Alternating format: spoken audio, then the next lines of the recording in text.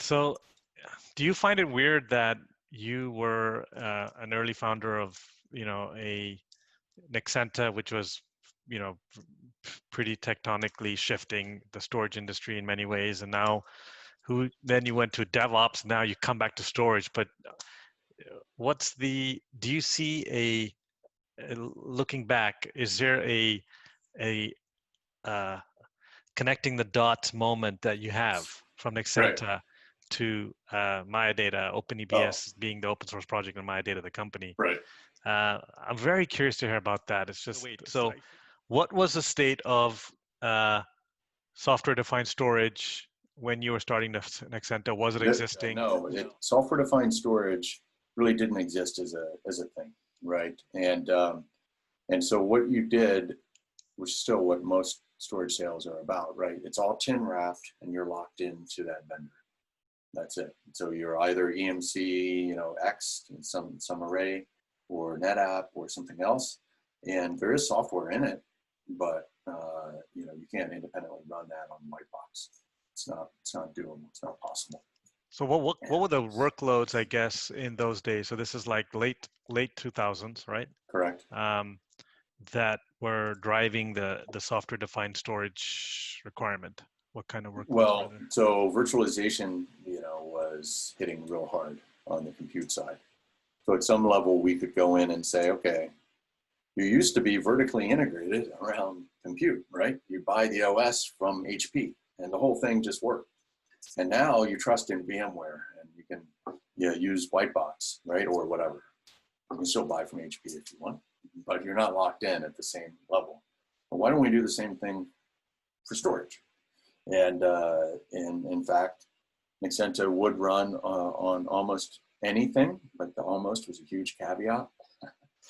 We had feet of clay, right? We were, for what it's worth, Linux was not there yet at the file system level. And so as such, we had a hybrid operating system with Open Solaris and Linux underneath. And, that was part of our secret, how we could deliver enterprise capabilities, but it also ended up sinking us at some level. But yeah, there was so we set out to try to have blogs. This is what software-defined storage means to us. It is not purely that you have an API that you tell customers about. That is not all it is, with all due respect to EMC or whatever. There's more to it than that, right? And people ended up embracing that it was more than that. You could deploy it as software. You could use different types of things like VMware's VASA and different orchestration techniques around storage to manage it. And not ever fully fulfilled, but got pretty far. So in that world, there were system admins, there was infrastructure administrators. What was life as an infrastructure administrator in those days? Because right now what we have is SREs. For those of you who don't know, are site reliability engineers, which is a term from Google. But I want you to just contrast from a people perspective. What was life like as a system admin infrastructure person, and now this new paradigm? And then I mean, it's a cliche, but I think it's a good one, which is Conway's law really applies, right? You had tightly coupled systems, and you had tightly coupled teams, right? So your job was, you are a, backup admin in a bigger shop, right? You had one piece of the silo. That's it. That's what you did. That's all, right? And you were part of a central org. And what's changed, right, is you've gotten to loosely coupled systems, small teams that are autonomous, as you know. A lot of the API work microservices did helped enable this, or helps enable this. And so now, service Kubernetes, et cetera. So now you have these small teams, and now the bar is higher. So within those small teams, often you have folks who are the SRE for that small team, and then you have platform SREs, right? And these folks need to know enough about the infrastructure to be dangerous, and to not have freaking endless meetings, or to go through, to be more agile. So, or to go through some waterfall type process to get code in production. So to answer the question, Nexenta days, you might have a few changes a year in a big environment, right? And our release cadence, we tried to accelerate, but was also pretty freaking slow, right? Quarterlies, maybe. And you Compare that to, you know, Kibera SaaS or any other SaaS. It's multiple times a day, right? And just the pace of change is radically different. Yeah. As it should be. And that change isn't just change for change's sake. That's people actually getting stuff done. And in this new microservices world that you're painting a picture of with all the little 2 pizza box teams, I mean, you have, you know, continuous integration, continuous deployment, DevOps, you have, you know, microservices that are taking workloads that are much more smaller, much more granular than what was before. And you've got to now change the paradigm of how storage looks at them and how they look at storage. And so maybe talk about that shift in thinking and the role of the SRE in storage today, or what does that world look like? Is it even called storage anymore? Right. That's a great question. For sure, core platform teams do look at storage, and there are shared storage systems out there that are still being sold. Right? That is true.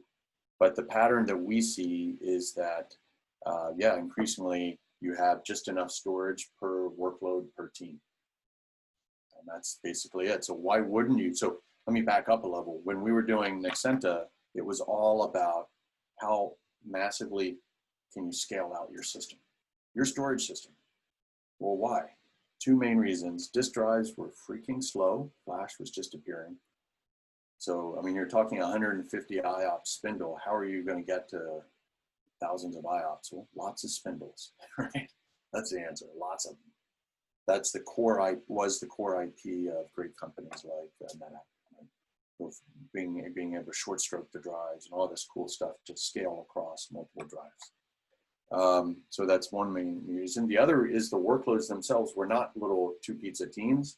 They were you know, databases, right, that could not scale themselves. So storage was asked to become a common layer, in order to get performance and in order to add this sort of common, almost message layer in the enterprise architecture.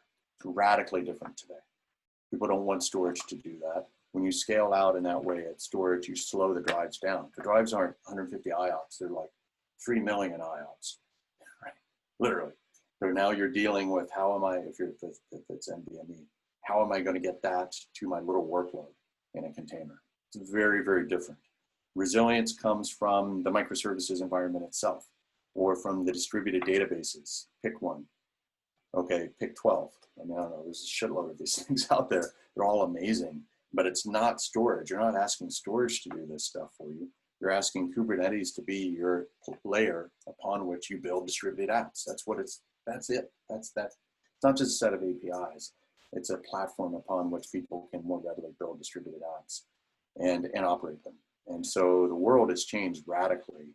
It's much more amenable to what we're trying to do than it was in the days of Nexenta. We were dominated by VMware, and storage was supposed to scale out for resilience and for performance. Now, the smaller the better. Just enough storage gets you flexibility and performance.